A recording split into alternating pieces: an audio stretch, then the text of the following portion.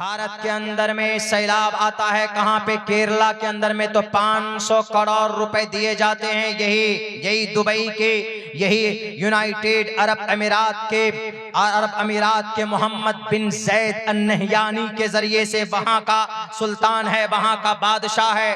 अल्लाह ने 50 साल पहले आपको गरीब रखा था, लेकिन तेल जैसा अनमोल दौलत देकर आप इतने मालदार हुए कि आप यहाँ पर मदरसा बनाने के लिए, मस्जिद बनाने के लिए 27 एकड़ जमीन उनके पास नहीं हुई, उन्होंने दे दिए मंदिर बनाने के लिए। क्या मुंह दिखाओगे? कल क़यामत में अल्लाह पूछेगा, अल्लाह कहेगा ताबनु अलल बिर्रि वत तक़वा वला ताबनु अलल इस्मि वल उद्वान अद्दाल्लु अलल खैरि कफ़ाइलिही अश्शर्रु अलल खैरि कफ़ाइलिही।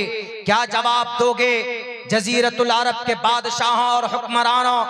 आपने वहां पर इतने पैसे दिए, आपने इतनी ताउन की, वहीं आपके करीब में रेड सी क्रॉस करके अगर जाते तो गजा पट्टी के अंदर में तकरीबन 50,000 ईमान वालों को दफन कर दिया गया। 50,000 टन बारूद गिराकर, वहां पर बम बरसाकर 70% गजा पट्टी को तबाह बर्बाद कर दिया गया। आप वहां पर 2 रुपए नहीं दे सके, आपकी जुबान से कुछ नहीं निकल सका। मेरे भाइयों, हम तो ये समझते हैं कि हम मुसलमानों का अमल कमजोर है, हम मुसलमान ही कमजोर हैं, जिसकी वजह से अल्लाह की मदद नहीं आ रही। ये जो ऐश परस्त जितने भी हैं, ये जितने भी अरब कंट्री के लोग हैं, 22 अरब कंट्री है, ये सब के सब मुनाफकत की दरवाजे तक पहुंच चुके हैं। कुछ हैं उनमें से 1-2 जिनको इस बात का एहसास है कि मस्जिद अक्सा, वो मस्जिद अक्सा जिसको हजरत इब्राहिम अलैहिस्सलाम ने बनाया था, दुनिया के अंदर दूसरे नंबर की मस्जिद है। सबसे पहले मक्कतुल मुकर्रमा के अंदर काबतुल्लाह को हजरत इब्राहिम ने तामीर, उसकी शुरुआत की, उससे पहले की भी तारीख है। लेकिन उसके 70 साल के बाद, 40 साल के बाद मस्जिद अक्सा को हजरत इब्राहिम अलैहिस्सलाम ने उसको वजूद बख्शा।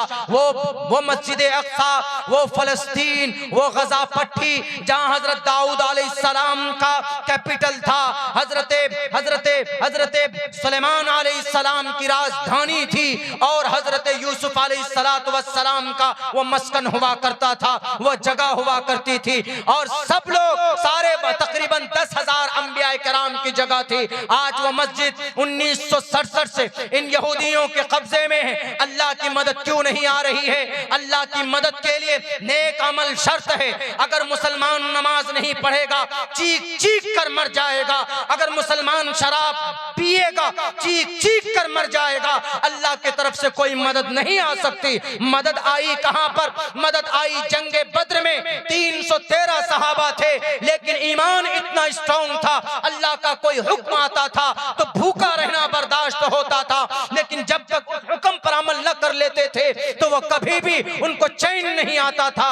जब अमल इतना अच्छा हो, जब अमल इतना नेक हो, तो अल्लाह तबारक व तआला की तरफ से मदद आती। जंगे बद्र के अंदर सिर्फ 313 सहाबी थे, उधर कुफ्फार की एक बड़ी तादाद थी, तकरीबन 1000 की तादाद में थे। घोड़े उनके पास थे, लाओ लश्कर उनके पास था, उनके पास तीर तफंग थे, लेकिन सहाबा के पास टूटी हुई डंडियां भी नहीं थी, टूटी हुई तलवारें थी, लेकिन अल्लाह की ईमान और अमल साने थे। और अल्लाह ने वादा किया है कि जो मोमिन नेक होगा हम उसकी मदद करेंगे। और फिर अल्लाह तबारक व तआला ने बद्र के मैदान में सहाबाए किराम के बीच कई हजार फरिश्तों को भेजकर अल्लाह तबारक व तआला ने सहाबा की मदद की। क्यों? क्योंकि उनका अमल बहुत अच्छा था, ईमान के साथ साथ अमल सालेह थे।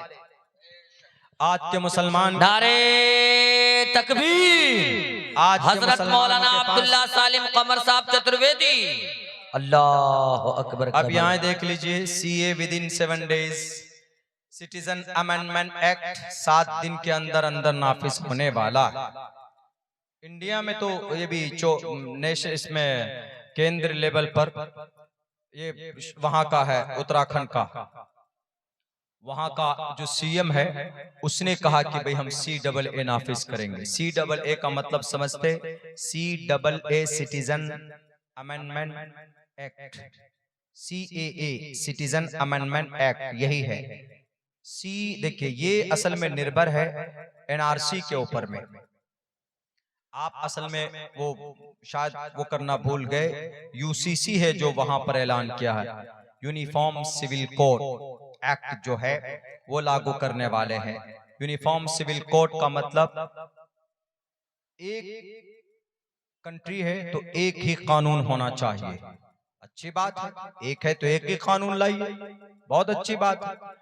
लेकिन होगा कैसे? यहाँ तो अलग अलग तरह के लोग रहते हैं, हिंदू है, मुसलमान है, क्रिश्चियन है, जैन है, बौद्ध है, सबका अलग अलग मसला है, अलग अलग मतलब है।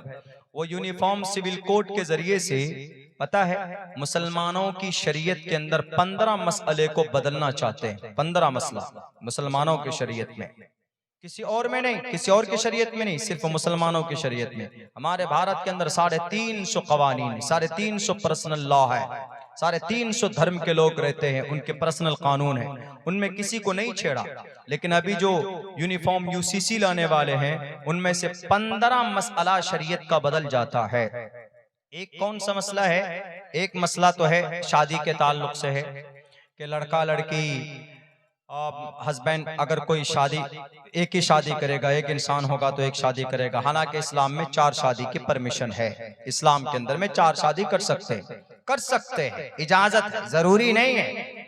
जरूरी होता तो सबकी 4 बीवियां होती, एक बीवी मुश्किल हो जाता है किसी किसी को, तो 4 कहां से करेगा? वो एक ऑप्शन है। मिसाल के तौर पर किसी की बीवी बीमार हो गई, टीबी की मरीज हो गई, कैंसर हो गया, कोई मसला अगर हो गया, तो कुरान कहता है कि भाई आप चाहें, अगर उसका मर्द उसका शौहर चाहे तो दूसरी शादी कर सकता है।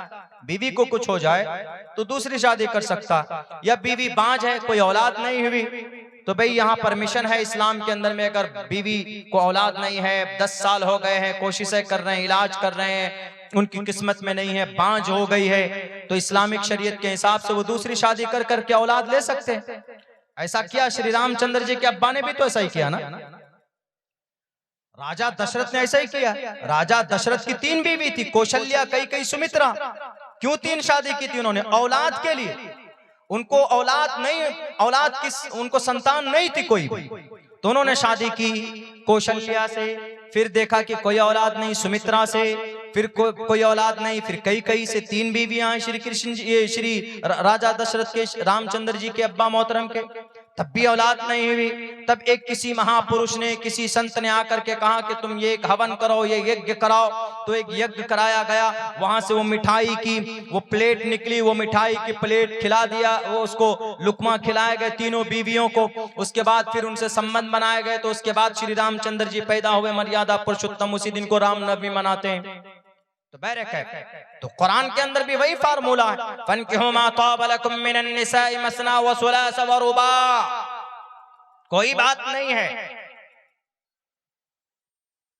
मसना, 2 शादी, 3 शादी, 4 शादी, इजाजत है, जरूरी नहीं है। शादी कभी जरूरी हो जाती है और शादी कभी गैर जरूरी है। शादी कभी फर्ज है, शादी कभी सुन्नत है। शादी करना कब जरूरी है? एक लड़का है, सब कुछ है, कमा सकता है, बीवी की जरूरतें पूरी कर सकता, उसका नान नफका दे सकता है, लेकिन शादी नहीं कर रहा, वो नाजायज संबंध बनाता है, तवाइफ के पास जाता है, या किसी और फिजिकल में रहता है, लिव इन में रहता है, नाजायज संबंध है। ऐसी सूरत में उस आदमी को शादी करना फर्ज है। एक आदमी है, वो अपने ऊपर कॉन्फिडेंट है, वो कोई गुनाह नहीं कर सकता, सब कुछ है, ऐसी सूरत में वो गुनाह का रास्ता अगर इख्तियार नहीं कर सकता तो उस पर शादी सुन्नत है। हाँ, एक आदमी है शादी नहीं कर रहा, ये शादी कर रहा, शादी कर ली उसने, बीवी को खर्च नहीं दे रहा है, बीवी पर डंडे बरसा रहा है, बीवी को मैं के यहाँ ले जाके रख देता है, ये बीवी को हद से ज्यादा टॉर्चर करता है, बीवी को खर्च नहीं देता है, बीवी की जरूरतें पूरी नहीं करता है, तो ऐसी सूरत में शादी वो नाजायज और हराम। उसको अगर पहले से पता है कि मैं बीवी की जरूरतों को मुकम्मल नहीं कर पाऊंगा, ऐसी सूरत में उसके लिए नाजायज और हराम है। ये है इस्लाम के अंदर शादी का मकाम और मर्तबा। लेकिन अगर इस्लाम, अब कुरान में देखा, इन्होंने पढ़ा कुरान में, फनकिहू मा ताब लकुम मिनन निसाई मसना व सुलास व रुबा। अरे इस्लाम में 4 शादी है, बड़े बल्ले बल्ले हैं, बड़े मजे है भाई मुसलमानों के, तो 2-2, 3-3, 4-4 वो इसको अच्छा समझते हैं। जाके पूछिए जिसकी 2 शादी, जिसकी 3 शादी, उनसे जाकर के पूछिए, मालूम कीजिए मोहतरम क्या हाल है, बता देगा। अगर किसी को दुनिया में जहन्नम देखना हो तो उसकी दूसरी शादी करा दीजिए।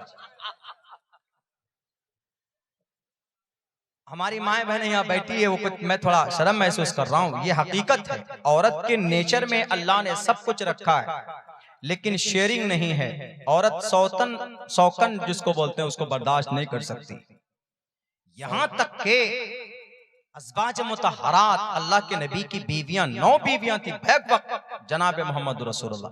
अल्लाह के नबी कभी कभी परेशानी में घिर जाते थे। एक मर्तबा अल्लाह के नबी किसी मोहतरमा के पास ज्यादा रुक गए तो दूसरी कहने लगी, अच्छा वहां पर गए थे, वहां जूस पी कर आए हैं, यहाँ कुछ भी नहीं। ऐसा होता है। तो इसलिए कुछ लोग समझते हैं, ये मीडिया वाले, क्या रे इस्लाम के अंदर में तो 4 शादी है, बड़े मजे हैं, जिसकी 2 बीवी है पूछ कर क्या हो सुबह का नाश्ता कै बजे मिलता है। वो तो बोल देगा अपनी इज्जत बचाने के लिए, हाँ भाई जल्दी मिल जाती है। मिलती कुछ नहीं है, वो जाके चुपके से दुकान पे पी के आता है चाय। क्यों? पहली बीवी कहती उसके पास जाओ, वो कहती उसके पास जाओ। कंपटीशन। बेचारा कहीं नहीं, कपड़ा भी खुद धोता है। ऐसा है, ऐसा होता है। तो क्यों खामखा मुसलमान 4 शादी करेगा भाई?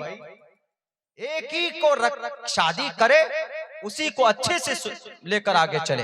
हाँ ये ऑप्शन है, मैंने जो बताया कि भाई अगर बीवी बीमार हो जाए, बीवी बांझ हो जाए, और भी बहुत सारी चीजें हैं, बहुत इसके अंदर हिकमत है। लेकिन ये क्या समझे, चलिए भाई ठीक है मान गए हम, एक ही बीवी होनी चाहिए। इसको जरूरी करो कि भारत के अंदर हर एक मर्द के पास एक ही बीवी होनी चाहिए, यानी शादी करना, एक शादी करना जरूरी है। अगर ये कानून बन गया तो योगी जी कहां जाएंगे? योगी जी अंदर क्यों? शादी नहीं की उन्होंने। नहीं, मोदी जी की हुई, मोदी जी की भी शादी हुई, योगी जी भी अंदर जाएंगे। अटल बिहारी वाजपेयी रहते तो वो भी बुढ़ापे में अंदर जाते, उन्होंने भी शादी नहीं की। आज के जमाने का मोहन भागवत जी, ये भी अंदर जाएंगे, इन्होंने भी शादी नहीं की। नितिन गिडगिरी की कैटेगरी, ये नितिन जी भी अंदर जाएंगे, क्यों? इन्होंने भी शादी नहीं की। ये कानून नहीं बनाएंगे क्योंकि वो जानते हैं हमारे बड़े बड़े, सबसे पहले तो लाल बुझक का डंडा लेकर खड़ा हो जाएगा कि मोदी जी ऐसा कानून बना दिए, मैं तो गैर शादीशुदा हूं, मैं कैसे अंदर जाऊं, मैं कैसे बच पाऊं? चलिए भाई एक कानून ये भी बनाइए फिर, जिस बीवी से शादी कर रहे हो उस बीवी की जरूरत को पूरी करोगे। जरूरत पूरी में क्या आता है? सिर्फ घर देना नहीं आता है, सिर्फ खर्चा देना नहीं आता कि आलीशान बिल्डिंग दे दिया। उसकी फिजिकल जरूरत भी वक्त के हिसाब से मुकम्मल करना मर्द औरत की जरूरत है। अल्लाह ने ये चीज नेचर के अंदर रखी है। यानी जिस बीवी से निकाह हो, जिस बीवी से शादी हो, यानी जो बीवी है उसकी, उस बीवी के साथ रहना भी अनिवार्य कीजिए। लेकिन मोदी जी नहीं करेंगे, क्यों? वो तो जानते हैं अगर मैं करूंगा मैं ही फंस जाऊंगा, क्योंकि मैंने 42 साल से उन्हें अपनी बीवी को छोड़े हुए, बेचारी अहमदाबाद में रहती है। वो कहती है कि अगर आज भी मोदी जी आएंगे तो हम साथ रहेंगे। वो बेचारी कितनी इच्छा है, लेकिन ये मोदी जी त्यागे हुए। ये कानून बनना चाहिए नहीं, एक तरफा कानून क्यों बनेगा भाई कि इस्लाम के अंदर में 4 शादी है, 4 शादी।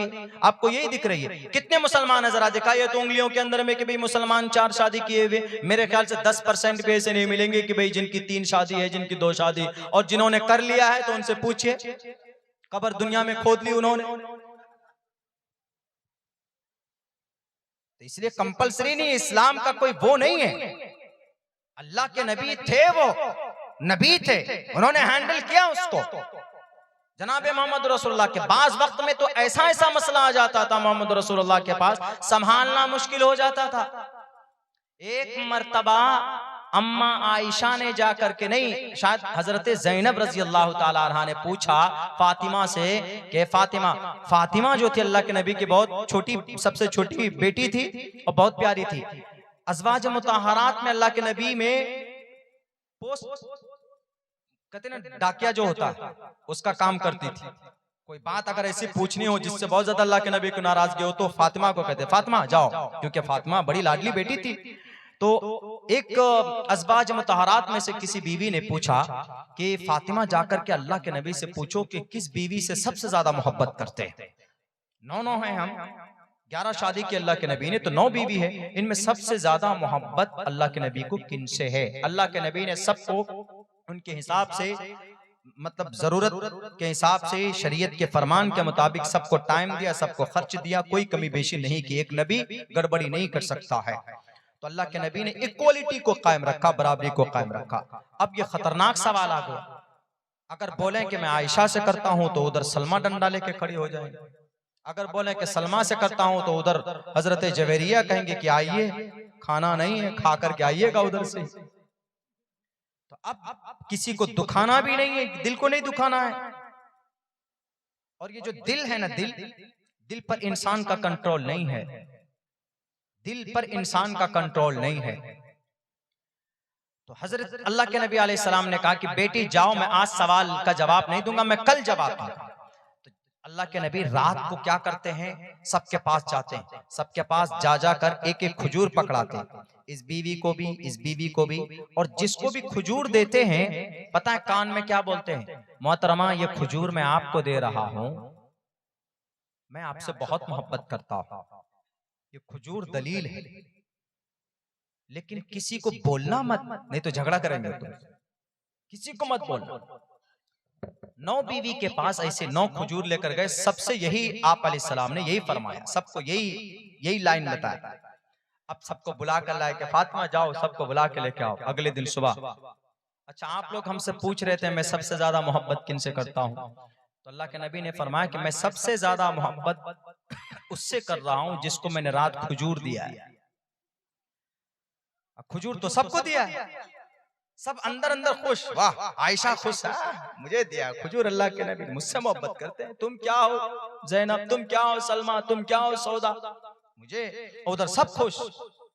देखिए ये है खातमुन नबिय्यीन, झूठ भी नहीं, सारी बीवियां खुश हो गई। तब फातिमा को बुलाकर पूछते हैं, बताते हैं कि फातिमा सबसे मुझे मोहब्बत है, लेकिन उनमें मेरा दिल का मैलान जो है वो आयशा की तरफ है। तो इस चीज में भी इक्वलिटी नहीं हो सकती थी। एतराज कर सकते थे एतराज करने वाले कि अरे भाई अल्लाह के नबी आप तो मोहब्बत उनसे ज्यादा करने लग गए आयशा से। तो अल्लाह के नबी ने तब फरमाया कि आयशा से मेरा झुकाव, उनसे मुझे थोड़ी ज्यादा मोहब्बत है, तो मोहब्बत मेरे कब्जे में नहीं है, मैं जरूरत हर किसी की बराबर पूरी करता हूं, लेकिन ये दिल का मामला है और दिल अल्लाह के कब्जे में है। ये है जनाब मोहम्मद रसूलुल्लाह सल्लल्लाहु अलैहि वसल्लम।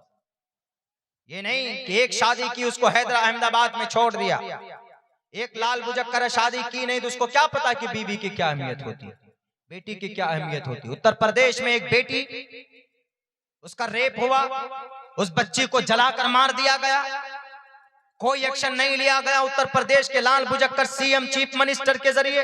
क्यों? उन्होंने खुद शादी नहीं की है, उनको बेटी का एहसास कैसे होगा?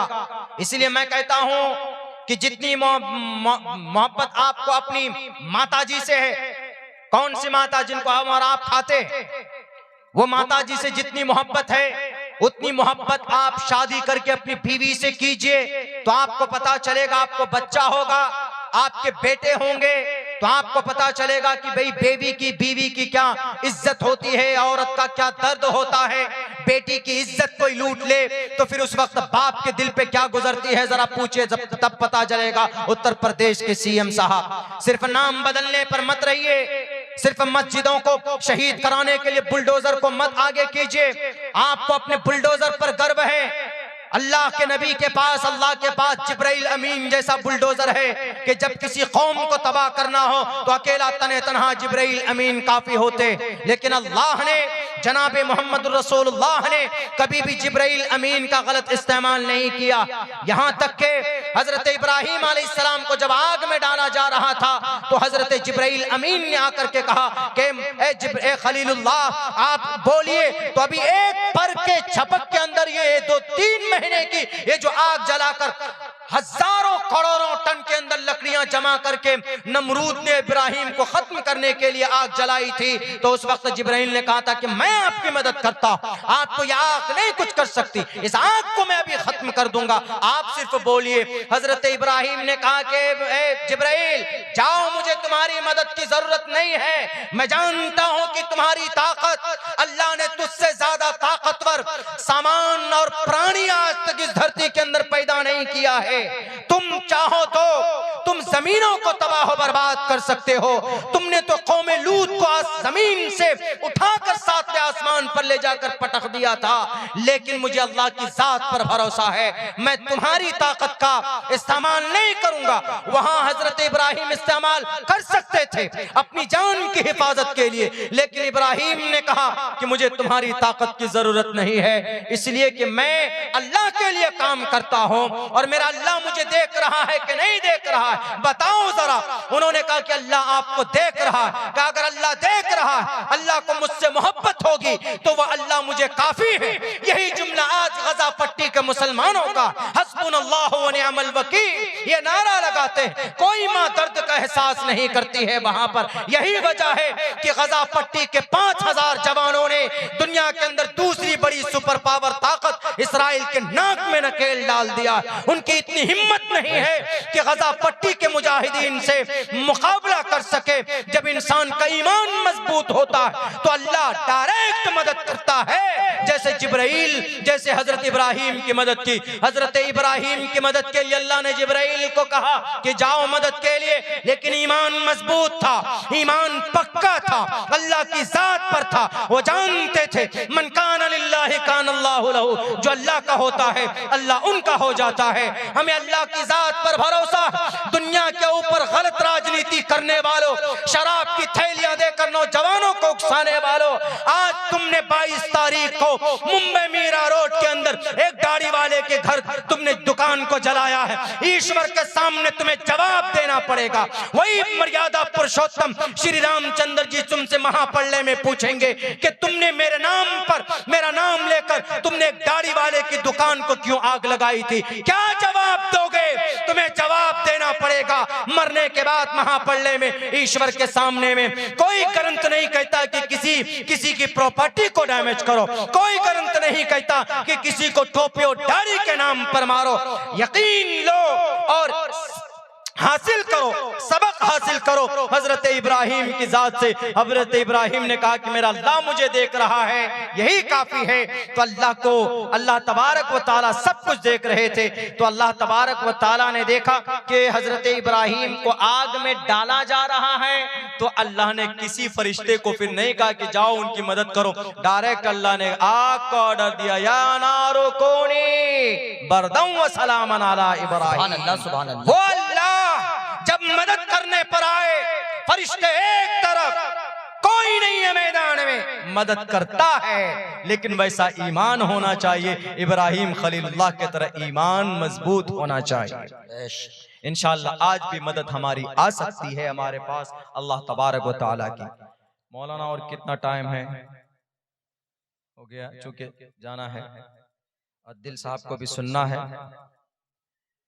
हाँ मेरे भाइयों, आज जो अल्लाह की मदद रुकी हुई है वो हमारे ईमान की कमजोरी की वजह से। ये तो शराबी कबाबी बहरूपिये हैं जो लड़ा रहे हिंदू मुसलमानों को, वरना हिंदू मुसलमानों के शास्त्रों में लड़ाई नहीं है, सम्मान है एक दूसरे का। बहरे कैफ तो इन जलसों के जरिए से जो अच्छे पैगामात दिए जाए, हम मोमिन हैं, उनके साथ साथ में हम अच्छे अमल करें। अच्छे अमल में क्या? शराब ना पिए, और फिर नौजवान जितना भी है हैप्पी न्यू ईयर ना बनाए, किसी समाज की बेटी के साथ नाजायज संबंध ना बनाए, बेपर्दा ना हो हमारे समाज की बहु बेटियों में। हमारी माएँ बहनें जितनी भी हैं, आप अपने घर के बच्चों को बेहतरीन तरबियत कीजिए। आज जो अब्दुल्ला आपके सामने बोल रहा है, मेरी माँ की मेहनत का नतीजा।